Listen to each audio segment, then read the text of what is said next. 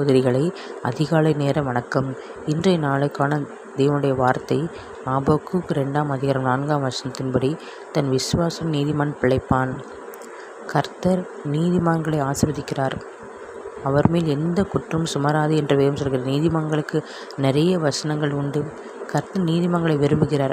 நீதிமான்கள் சீக்கிரம் ஜெபத்தை கேட்கிறார். நீதிமானாக இருக்க விரும்பினால் கர்த்தரை நோக்கி நாம் ஜெபிக்க வேண்டும், துதிக்க வேண்டும், கர்த்தரை ஆராதிக்க நம்முடைய வேதத்தின்படி நடக்க வேண்டும். வேத வசனங்களை நாம் ஆவிக்குரிய ஆகாரமாக உட்கொள்ள வேண்டும்.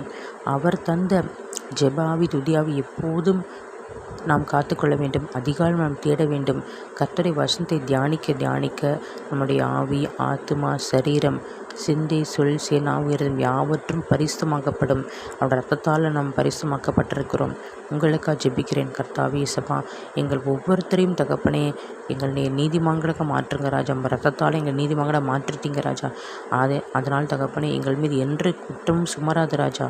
ஏசப்பா சோத்திரம் கர்த்தாவே. இந்த தகப்பனே இயேசுப்பா சோத்திரம் கர்த்தாவே. இந்த அதிகாலை வேலையில் தகப்பனே யாரெல்லாம் கண்ணீரோடு ஜெபிக்கிறாங்களோ, யாரெல்லாம் ஆண்டவரே உடைய சிலுவை பாடுகளை தியானிக்கிறாங்களோ ராஜா, அவங்க பாவத்தை மன்னிங்க, அக்கிரமத்தை மன்னிங்க ராஜா.